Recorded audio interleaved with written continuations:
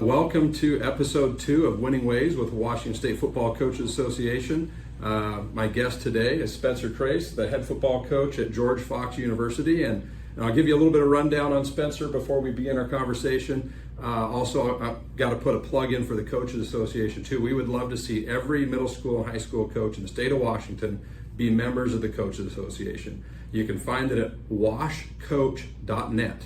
Go there and then they can tell you, hey, I've coached volleyball or football, whatever it is. Again, so many different things that you're going to benefit from. $2.5+ million of liability coverage. Specifically football coaches, we're going to have coaches vote in the coaches poll this year. There's scholarships available, recognition for coach of the year, all state teams, all those kind of things. We want to build the association stronger than it's ever been. So go ahead and sign up for that as soon as you can. And we'd love to have you join us. And we want to do great things for the sport of football in the state of Washington. So, okay. A little bit about Spencer Crace. He is from Wilsonville High School in Oregon, which is about 25 minutes from where we're sitting right now. Where we are now is in Newberg, Oregon. And back in his days after he played, he actually played high school ball for his dad. His dad was the head coach at Wilsonville High School, and we're going to talk a little bit about George Crace, his dad, in a minute as well.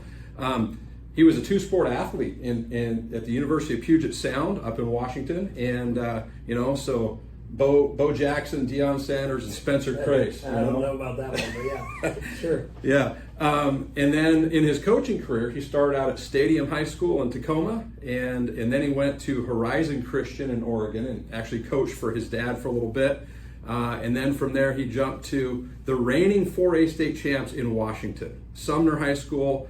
He was an offensive coordinator, assistant head coach with Keith Ross there at Sumner for 3 years. And then he turned that into an opportunity at Pacific Lutheran University. And from 2018 to 2024, is that correct? Correct. Yeah, so a good run, 7 years at Pacific Lutheran University. He was in charge of things like academics, quarterbacks, eventually offensive coordinator, and eventually assistant head coach last year under Brant McAdams. And he's been striving to become a head coach for a while, and it was fun. I know Spencer pretty well because another role that he's had for the last 10 years is FCA, Fellowship of Christian Athletes. And he started something during COVID, which has been really cool. And it continues to this day. Every Friday morning at 6 a.m. until 7 a.m., we hop on a Coach's Corner call. Any guys, if you're a person of faith and you're a football coach, hop on. We'd love to have everybody join us.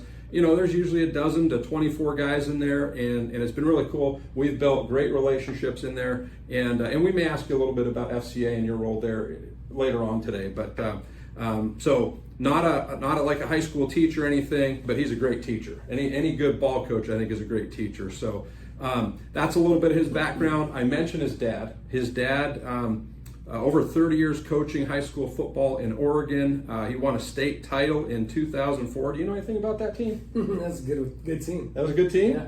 Were you involved with that? They had a good core around the quarterback of that team. Okay, so you were catching the snaps and handing off and maybe getting the ball to the right guy. That's all I had to do. Okay, so wins a state championship playing for Dad, and his dad got him to state championship a year before that as well. So that was at Wilsonville. His dad has been at Horizon Christian, started that program there, and West Lynn High School as well. His dad had been named in 2004 the 3A Coach of the Year for the state of Oregon, and also in 2015 he was the NFHS Northwest Regional Coach of the Year. So football, the background for Spencer, it runs deep. It's from childhood on up, and so that's a little bit about Spencer, just kind of the background there, and I can't wait to jump into it and have more conversation and get to hear a few things from your perspective, Coach. And congratulations again on getting what you say is your dream job here, real close to your home where you grew up and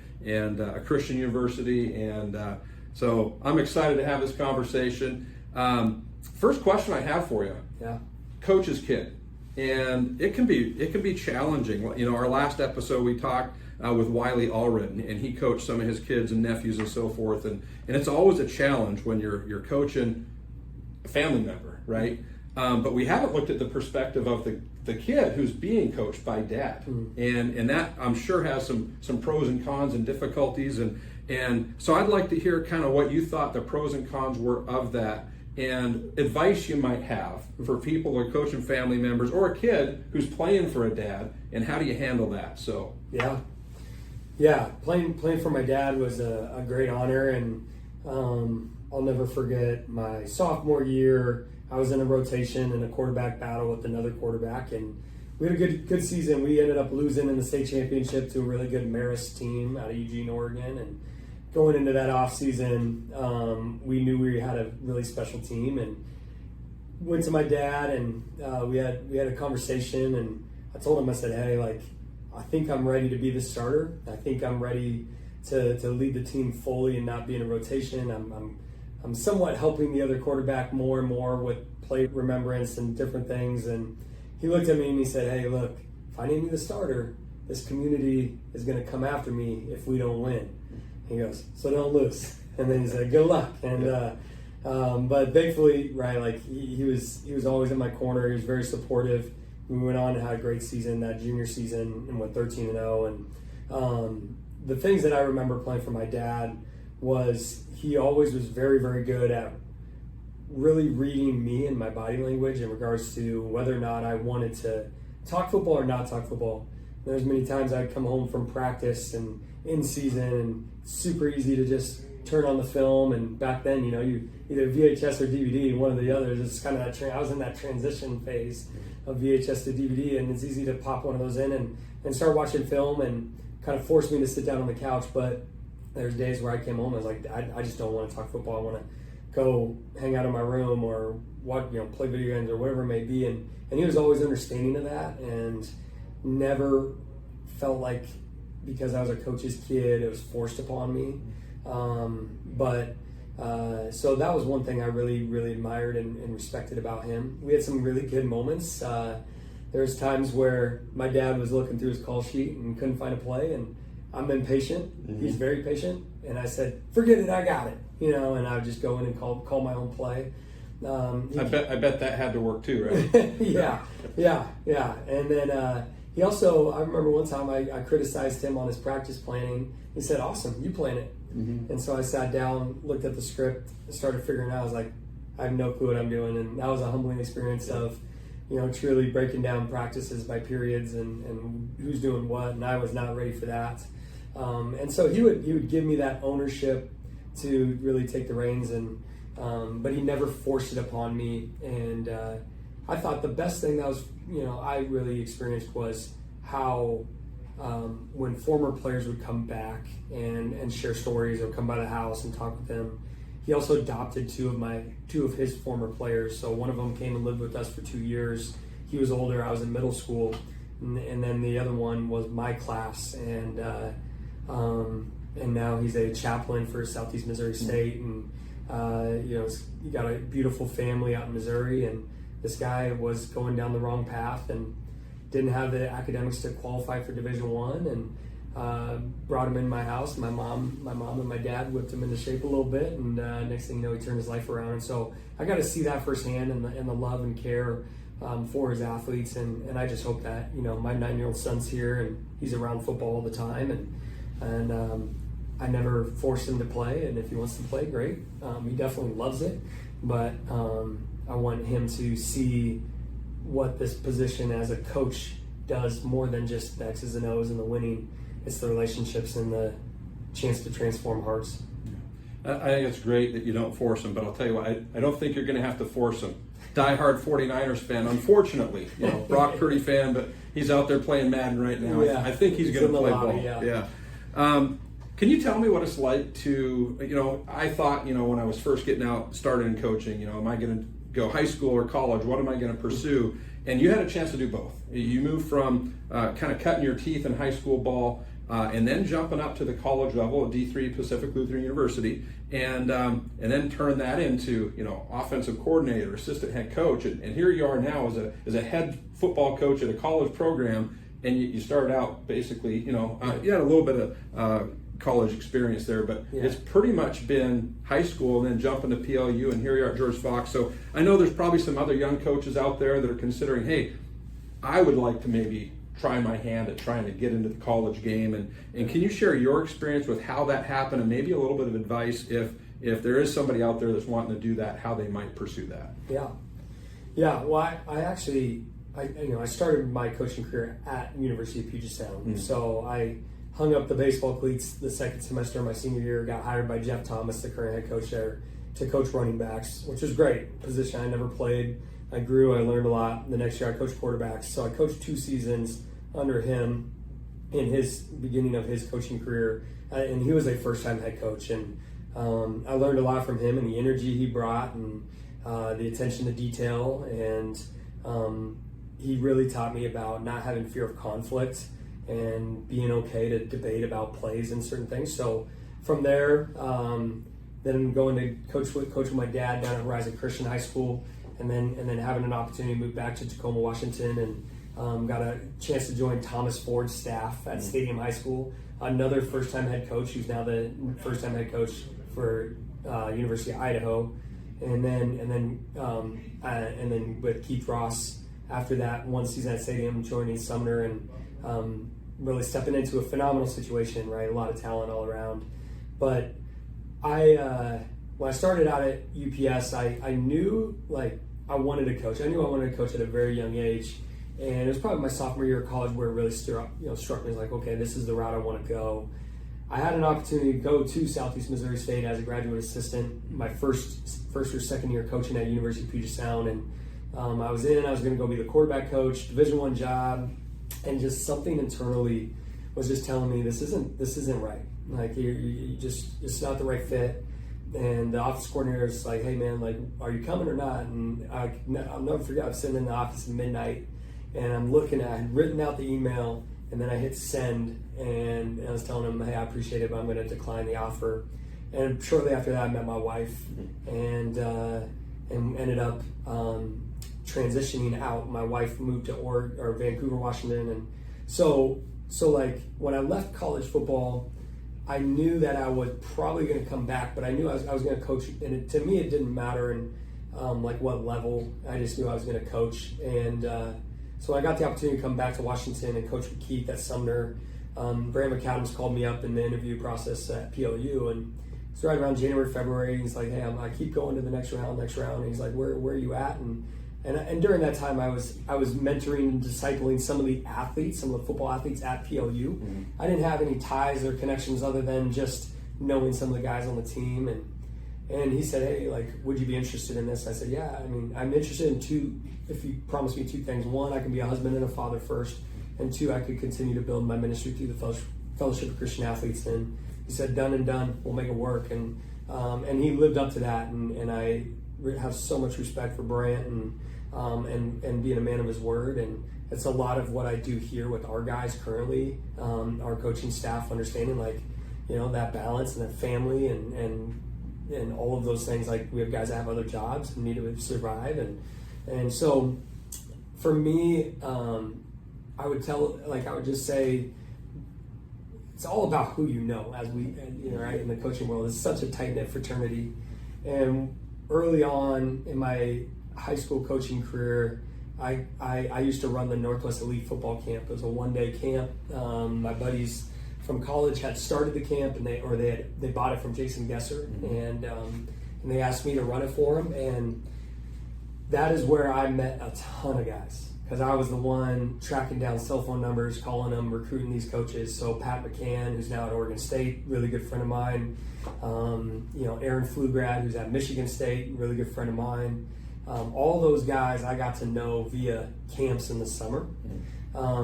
Now, none of them have ever really been in that great position to hire me, but I also wasn't that guy that was putting myself out there saying I need to go coach at University of Washington or whatnot. I've had moments where you get enamored by the level and the opportunity, and you go to a game and like, man, coach in front of 70,000 people, pretty cool. And to coach that caliber of an athlete would be pretty cool. But it wasn't really until a few years ago where I just decided, I was just and I think I heard Kenny Dillingham talk about it. He said, chase people, not logos. And that's where I see a lot of young coaches making the mistake, is they're like, man, I got to coach for the Huskies, or the Cougs, or whatever it may be, and they want that notoriety of being a Division I coach, but the reality is like, if you go, use Frosty, if you make the big time where you're at, great things are going to happen. And that was my goal, was to make the big time where I was at POU for those 7 years, and just be fully invested, and then just trust God had His great plan, and that those doors would be open in the right time. So I don't know. I a very unconventional route. I think some people disgruntled sometimes with my route, because I didn't cut my teeth as a graduate assistant and get coffee and tried to go get the head coach's laundry and those sorts of things and all the stories you hear. But my story was what I would equate. I'm in the seat because of relationships, and if you don't put yourself out there as a coach to go shake hands and get to know guys, and if it's grabbing a cup of coffee or even going and having a beer or whatever it may look like for that coach, like go connect and get to know those guys, and then just be you and be genuine, and that's one of those things. So when George Fox football opened up, ironically, Coach Casey, the former head coach here, him and I had a conversation about being the quarterback coach, and another kind of gut feeling of, like now's not the right time, and another door opened up when I said no, and that's what moved me to Tacoma, Washington. And so you just look back on the last this will be year 16, so I haven't been coaching as long as you, but and my dad's been coaching, this will be year 50 total seasons as a whole. And for me, in those 16 years, you look back and like, man, like I almost took the head job at Silas High School, and I was in the running at Steilacoom High School. My first ever interview was at Prosser High School in the middle of January. Drove all the way out there to Tri-Cities and thought my car was going to break down, and interviewed for that, and the AD said no, and then she came back and was like, here's some really good advice. You should probably think about what you're going to do as an off-season workout plan. I had no idea. And so I would just encourage young coaches, man, like if there's something that's interesting you, like throw your name in and see what happens. The more interviews I did, the better I got, and the more experience I got. And then also, I think learning from multiple people. I learned under Jeff Thomas, George Crace, Keith Ross, Thomas Ford, Brant McAdams. I have 5 coaches, and I would say out of all 5 of them, there's stuff that I loved and there's stuff that I wouldn't do, because and then I tailored it to who I was. I see a lot of coaches that they just, now it doesn't mean you jump from ship to ship, and you're just 1 year always changing your spot, but I do think there's value. I see a lot of young coaches, they come out and they work for the guy they played for, but then they never leave, and so they only know one way, and so that really helped me. I would also say what helped me get this job was I was the only candidate that had experience outside of coaching. Okay. I ran a nonprofit. I was in sales as a team dealer, team rep. I've hired and fired. I've run boards. I've fundraised. I've done so many things other than where most coaches, I think, just know X's and O's and all that. So I would encourage coaches, like, broaden your horizon and don't just be the varsity wide receiver coach hoping you get the OC job. Like, expand and be like, hey, like, I got experience in fundraising, and then go to your head coach and say, hey, I got an idea. What if we did this for a fundraiser? And then next thing you know, like, all that stuff adds up. And because here is, it's like the CEO in a sense. Yeah. Well, and talking about just the fundraising, with Fellowship of Christian Athletes, you had to raise support. That's people had to buy into what you were doing. And how did your role in your time at FCA, and really you built teams there, even though this is maybe your first head coaching job officially in football, you've been a head coach in terms of running what you did with the Northwest in football. So can you share maybe how FCA and your role there uniquely developed you for this position here? Yeah, FCA shaped me into the coach I am today, and that's why we do the Friday morning call. Billy Graham, right, says a coach will impact more in 1 year than most of us will in a lifetime. And so the ability to grow as a coach through FCA 360 or three-dimensional coaching truly impacted me as a young coach. It allowed me to understand that I have a bigger purpose. I see so many coaches get burnt out early in their career because they're so fixated on winning. And if all you care about is winning and then the community stress that comes from losing, you're not going to last. And so knowing your value, knowing your why, who you are, what's your transformational purpose statement that 3D coaching will change you or train you in. These are the things that FCA does and help me. And help me understand too, what does it mean to have a team of young men that compete for something bigger than themselves. And FCA talks about, right, we're going to compete to glorify Christ. We call it an audience of one mindset. Here at George Fox, we are harping on total race performance. And what you see from our guys is once they cross that white line, the culture here is that they give every ounce of blood, sweat, and tears because they know that they aren't playing for applause from family or friends or the Newburgh community or whatever. They're playing applause from nail-scarred hands. And so FCA shaped me in how I coach, how I talk to my athletes, and also how I see and view myself in the world in a culture that truly just judges you based on the scoreboard. Right. I'll test you now. You said transformational purpose statement. Yeah. What is yours? To transform the hearts of coaches and athletes to lead with love and joy in their continuous pursuit of excellence. And I start with to transform the hearts of coaches because just like that quote, right? Like if we can't change the heart of a coach now, then unfortunately you coach the way you were coached, and some of us had some really crappy coaches. And so a lot of coaches don't realize you can coach different ways. You don't have to be that screamer or cusser. You don't have to be the guy that goes for 4-hour practices. Like you can do it in different ways, but like just be you, and then transform the hearts of our athletes. And that's something that I'm fixated on here at George Fox is, we're going to do it. It's going to be more than just football, and how we're going to do it, and then to lead with love and joy. And we lose this joy in the game of football. Coaches make football no fun. And we want to have fun, and that's something that our kids here, in just the short time I've had, they're saying like, man, coach, like it's the time of my life. I've had more guys from the campus community come back to George Fox football because they've heard about how much fun football is again.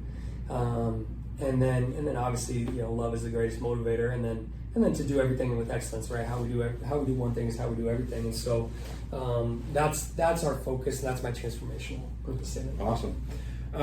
In my last conversation with Coach Allred, he was talking about the fact that he fully believes that his program spends probably less time with football than a lot of teams in Washington, and he thinks you can do more with less time. You got to obviously be structured and so forth. And when I was a young coach and I was trying to make the decision, high school game, college game, one of the biggest factors that made me go high school route was I said, I see how much time those college guys have away, and I want to be a family man. I want to have a wife and kids, and you're doing that.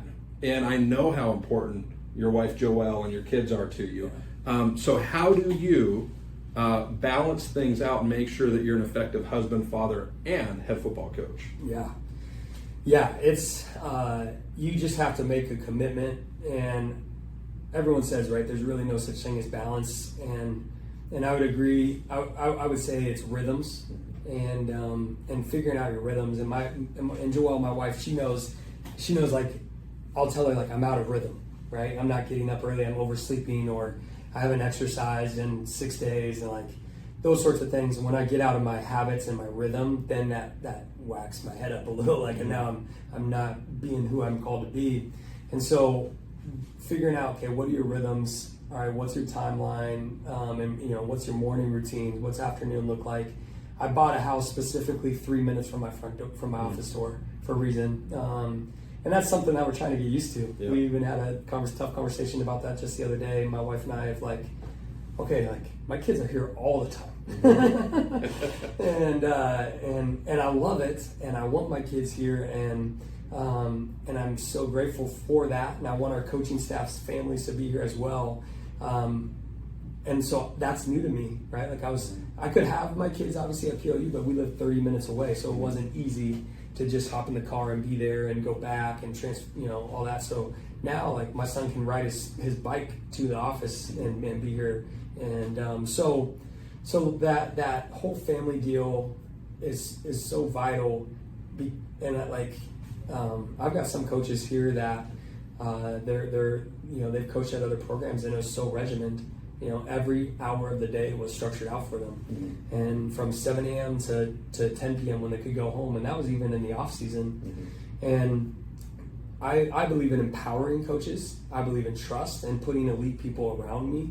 And our staff right now this is probably one of the best staffs I've ever been around. I mean, just from accountability and ownership, and these guys, like, they get stuff done. And one of my coaches was saying, is like, it's amazing how here at George Fox, I have the flexibility and freedom knowing I can leave at 2 or 3 in the afternoon in the off season, how much more I get done between 9 a.m. and 2 p.m. than when I was 7 a.m. at my desk and going home at 10 p.m. Because reality was like, I knew I had to be there for that long. I just dragged it out, and I wasted time and wasn't efficient.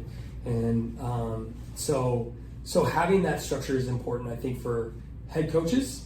And we don't meet on Sundays. So we don't even come in the office. This year what we're doing is we have a family dinner. The church is sponsoring it for our players, so we get to go over and just have dinner, but it's not football. Like, we're not even talking about football at those dinners, or even recapping the game. We're talking about life and character and faith and all those sorts of things. And then Monday through Friday, we're not on the field for more than 2 hours. Right. So we're 4:15 to 6:15. We have about a 45-50-minute meeting prior to going on the field. And then our guys are done. I told them at 6:15, I don't want to see you again. Go to the cafeteria. I told our coaches, why would you come up and meet in the office, and go home and catch your kids before they go to bed and have dinner and make recruiting calls from home or whatever you got to do. And so those are the structures that we have in place, and really trying to live that out, which I think we're doing a great job here at George Fox. And quite honestly, I saw that firsthand from Brad McAdams at PLU. I mean, the balance, if you want to call it that, the rhythm, right, of family life. And so taking that here and emulating that and living it out here at George Fox, I saw firsthand from him. Yeah, you mentioned Brent McAdams, and I gotta give a shout out to Coach McAdams too, because he and Coach Zach Willis and a couple other PLU guys were often in those Friday morning Zoom calls with FCA, and he was in that meeting right after you had gotten named the head coach here. And I know he already knew, but the rest of us were just kind of finding out. And his response, we pray for each other as well in these calls. And we got to, hey, who wants to pray for Spencer? And Brant was like, his hand shot up, and it was powerful, impactful to me, just to see the way he cared for you and how excited he was for you. So that was really cool, You mentioned the family, and I see it here, even not just family members, but a lot of people consider pets family members. I'm out here, and Coach is showing me around the office and stuff, and there's like 3 dogs here that are coming and hanging out with their owner, and it's an awesome atmosphere you've developed here. We didn't bring the puppy in today. Yeah, my puppy Bruin, she's usually 4 months old, and she's here. Yeah, that's awesome. You've talked about your staff. Can you tell me what you were thinking about when you built your staff? What are you looking for? I think I can already tell a little bit from some of your answers. It's connections, it's people you've already known, but how did you build your staff, and what were you looking for? Yeah. The first hire I made was my defense coordinator, Lucas Gilgan. Him and I have been competing against each other. We competed against each other in high school, competed against each other in college. He went to Willamette, I went to UPS, and then he's been the D coordinator at Pacific University the last 10 years. So he was the guy I went after first because I just knew the type of person he is character-wise. I hated playing against him. What he does defensively and schematically and all of that caused the most headaches. So that was a tough convince in a sense, right? Like I knew that we had a relationship. Him and I had talked about this, but had to put the right pieces together to get him here, and it worked out. And now he's the head coach of our defense. And so I was looking for a guy, because I'm an offensive guy, I was looking for a guy that I could completely turn over the entire defense and just trust and know that it was in good hands. And then he brought to me 3 names and said, hey, these are guys that I think kind of fit what you're telling me you're looking for, and I really appreciate that. It wasn't like, hey, I have to hire these guys. He's like, based on what you're looking for in a coach, these are the guys I think can fit that. We sat each one of those guys down and did an interview, and I got real with them, and I said, this is who we are, this is what we're about. If you can't agree with the type of culture and type of heart set that we're going to have here at George Fox, then great. Like, you can't coach here. Yeah. And all three of those guys have been absolutely phenomenal. And then the other coaches, the other coach, our offense coordinator, I actually met him over a year ago at the FCA football or FCA All Sports Camp in Nampa, Idaho. Never met him before.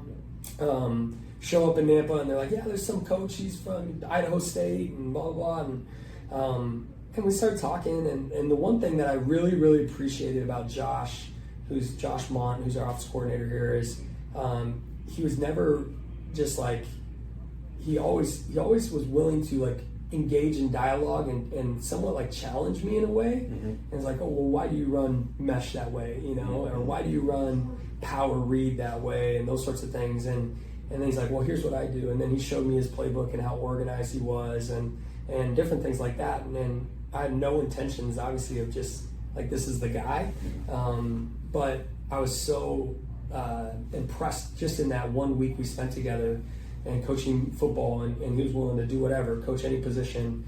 And then, quite honestly, the reason why, one of the other big reasons why I hired him was he went to an NAI school down in Alabama, and he coached the offensive line. And I knew that I wanted an offensive line coach as the offensive coordinator, or at least someone who knew that scheme, right, and knew how to coach that, because that's so pivotal. And if you're an offensive coach, like I would really focus on learning the offensive line, because you get hired anywhere. And then Coach Reynolds, Tracy Reynolds, is our wide receiver coach, recruiting coordinator, Tacoma local guy, Lakes High School, and I saw him in his first year at PLU as our wide receiver coach, kind of thrown into the fire, and the guy just absolutely crushed it. Organized, detailed oriented. So what I'm looking for, right, are guys that, one, are professional, guys that are going to represent the character that we want here at George Fox, and then guys that also are phenomenal recruiters. And I know we have a topic of like head coaches on what to look for in recruiting and stuff, but at this level, we're not offering anyone to play any money to play football. So we have to be intentional and relational in order to get these guys in the door. And so, the first dimension, pretty easy. Yep. There's a lot of guys that can coach football, X's and O's, have great drill charts and whatever. The second dimension, gets a little tougher. Are you a good motivator? Can you get you guys to set goals and reach those goals? But then the third dimension is, can they really capture the heart of their athletes? And I can honestly say, I have 12 coaches, 13 including myself, and then one DFO. Every single one of these guys all have the ability to capture the hearts of their athletes. Yeah. Awesome. And you mentioned, at this level, hey, we're not throwing out scholarship money, right? I know Division III schools have scholarship money, but it's all academic based, right? So you want to have those good grades and all the different levels that are there. Speaking of the recruiting piece, would you share, here's several levels I'd like some advice on. Things have changed now. When I got out of high school coaching 3 years ago, NIL and stuff was just starting to be talked about, and all the transfer stuff. And, we had a lot of kids go on from high school right into college. My observation, not being directly involved, is it's harder to get in now because of colleges are picking guys that are already men that are transferring and so forth. So I think the high school recruiting is maybe a little more challenging now. But can you give advice to high school coaches, to high school athletes who are being recruited, and maybe the parents of those high school athletes? Give them a little straight talk on those recruiting pieces. Yeah, absolutely. The first thing that stands out when you're doing high school recruiting, you go to school, you go to visit, is the head coach organized? Obviously nowadays, there's some head coaches that aren't building anymore, right? They have other jobs, which isn't the end of the world, as long as there's someone there that has the right information. And you go into a high school and the coach is like, hey, here's my list, here's who all the guys are, here's their kind of info and their data and what you need to know about him, here's what he's got. So like if I was a high school head coach, I would pull all my seniors in regards to like, hey, who's serious about college football? And then I put them, and then I'd say, okay, here's all their intangibles. And then I would honestly have a conversation with them. And one of the questions I would ask is, how do you plan to afford college? Because the reality is if they're on the list and I come and they haven't gotten offered by their senior year by University of Oregon or Huskies, like, they're paying for college. So that's always walk into a room and the kid's like, well, I'm just here because my coach pulled me out of class and I don't know if I want to play. Like, well, why am I wasting my time? Like, why didn't you, coach, ask that question to figure out that about the kid? I always relay information back to the coach if I find out. I'm like, hey, just so you know, this kid's, he wants to go to Florida and go to school in Florida, so probably shouldn't put him in front of other West Coast schools if he's not, doesn't want to be here. So that would be my first start, is figure out exactly what do your kids want and have that all detailed out. And there's some that do a great job of that. Second is be real with your kids. Coaches, I think there's some, that are absolutely just, hey man, this is where you're going to play level wise. And I get it. You want to avoid the backlash from a parent and be like, you don't believe in my son, he can't start for the Huskies or whatever it may be. And the reality is like, that's the truth. So you're doing the kid a service. My dad was the most honest with me. Jonathan Smith, 5'10" quarterback, offense coordinator at Oregon State when I was coming out of high school. Here I am, state champ, 5'10". I'm like, man, this guy's going to come off for me. Comes in, doesn't ask for me, doesn't request me. And I go to my dad, I'm like, hey, why do you think Jonathan Smith's not recruiting? He goes, look, you're 5'10", but you're not very fast. May not be very big, but you're not fast either. Yeah, you're 5'10", 170 pounds, and you're not very fast. And you throw a good ball, you're smart, but you don't fit what they're looking for. However, you can play college football. Here are your options, right? And, so you go to Azusa Pacific in Western Oregon, and then you go to Carroll College, and then you go to, and then, Puget Sound, and you go all like NAI, D3, D2. Okay, these are your options, and explore them. And then that's what I tell kids all the time. Like, if you want to play college football, you can play college football, but you just got to figure out what the best fit is. And coaches have to be honest and shoot kids straight. And I would say one of my biggest pet peeves is going into a high school, and the coach says, he gives you your list, and you're like, hey, where's Jimmy at? He's like, oh, well, Jimmy's the Division I player. You're like, oh, really? Like, who offered him? Well, no one's offered him yet. Like, it's December of his senior year. He just finished his season, and no one's offered him. And you are doing that kid a disservice because you, coach, are prideful thinking he's a Division I player. Right. And the reality is, maybe he is, but in today's day and age, he's not, because what they're looking for is if especially let's say quarterback position, if a junior transfers, they're going to replace him with a junior, not an 18-year-old. Right. Because at the highest level, their jobs are on the line daily. And but what we're seeing at the Division III level is it's getting more and more talented, because more guys, whether they're in the portal or not, they don't want to go and risk that, or they don't want to try and jump into a program that's not there's no relationship or connection.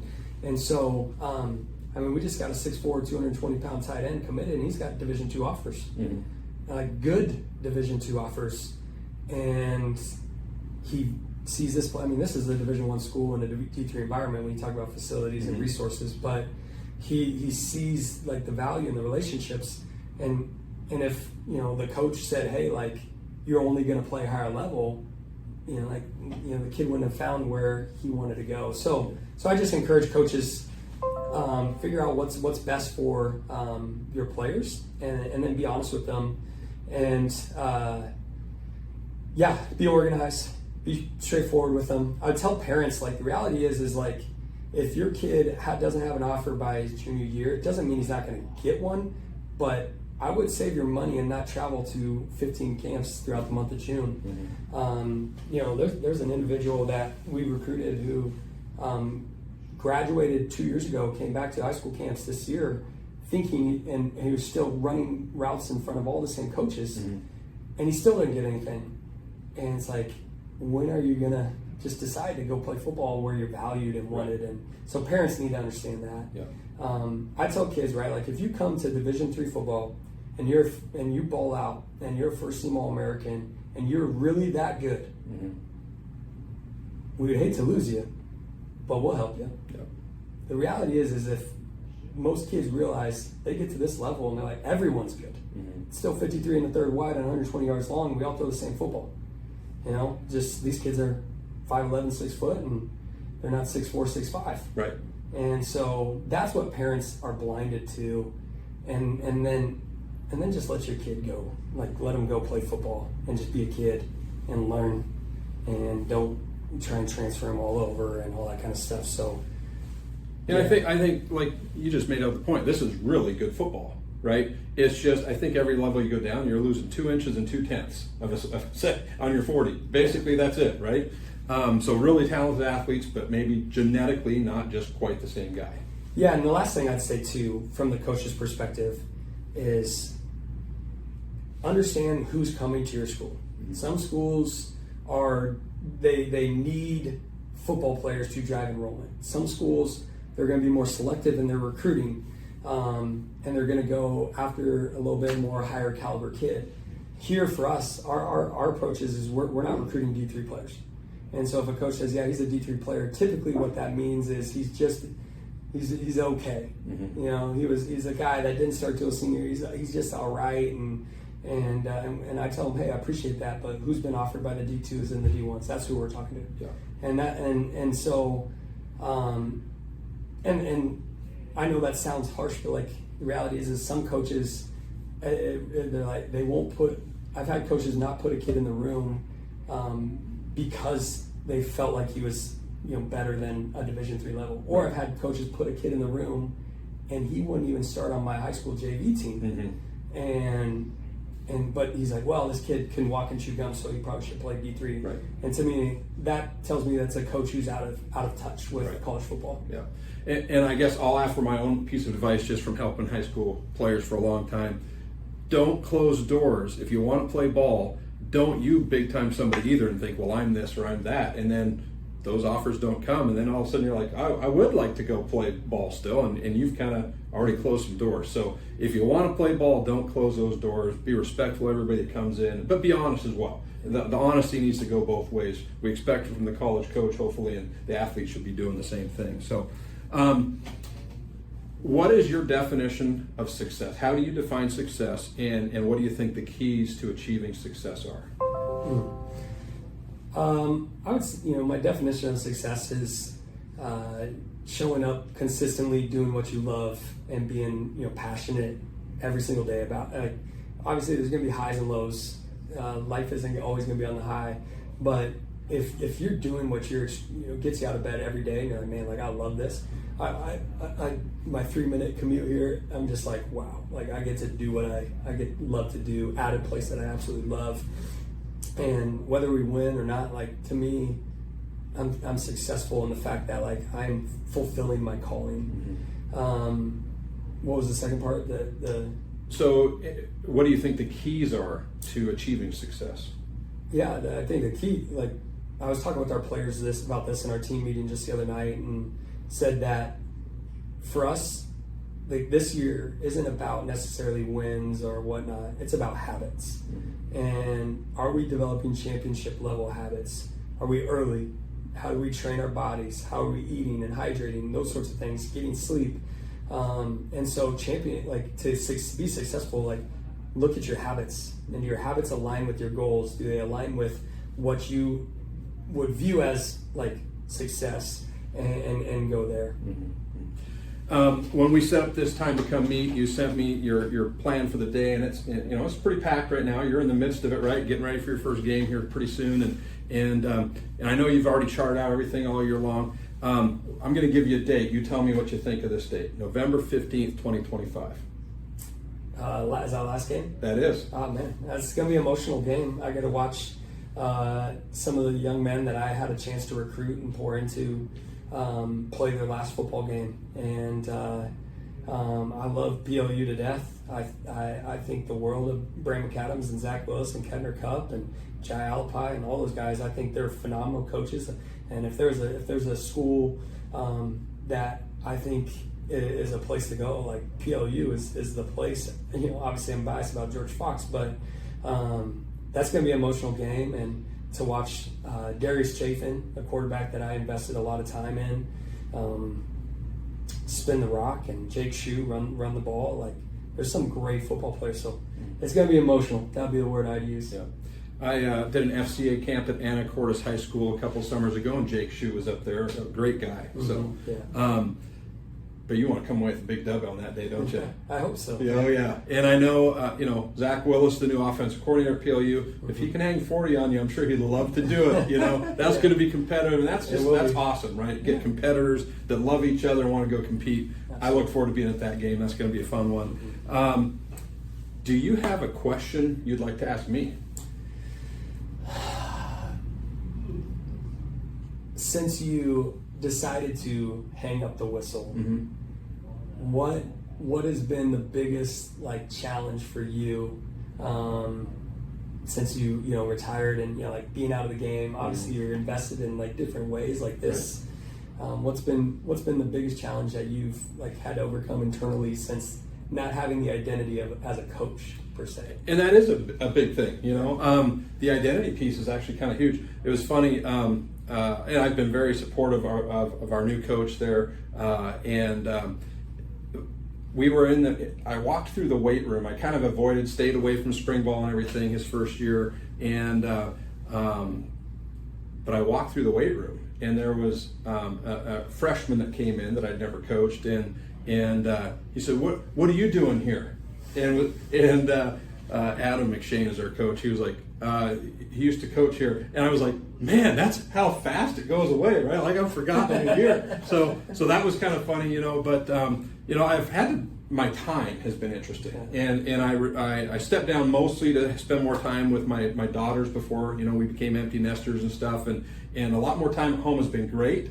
At the same time, my wife has been used to her time as well. Now she's like, maybe it's time to get back into coaching. Get out, go hunting, go do something else. Get out of the house a little bit. But it's really the relationships, with my players and my staff.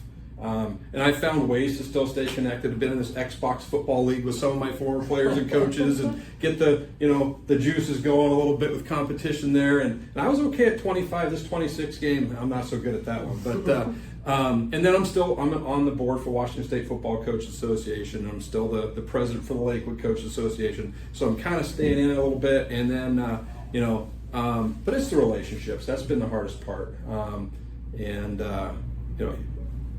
People are meant for each other, right? So, it's been a challenge, but I've enjoyed it, and I'm actually breaking news. I'm going to get involved a little bit this year. I'm going to be an assistant middle school coach this year. So at Kings Middle School, going to do that for one season, 6 weeks, and kind of get back into it a little bit. And had a friend that said, "Hey, we were looking for somebody," and I said, "You know what? 6 weeks, and it's Monday through Thursday, and I'm still going to have my Friday nights to go watch varsity games."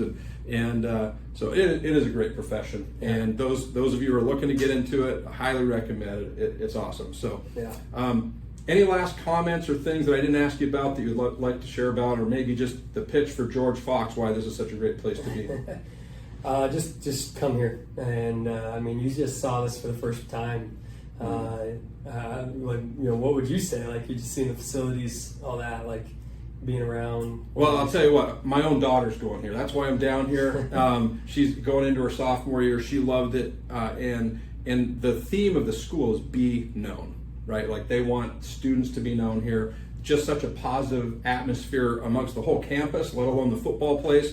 The new turf you have and the facilities you have here, you were showing me around before. This is awesome. I think the future is very bright, and I know it's being led by a man of high character that's a competitor, and I'm proud of you. I'm excited for you, and congratulations, Coach. Thank you. You got Appreciate it. it. Yeah.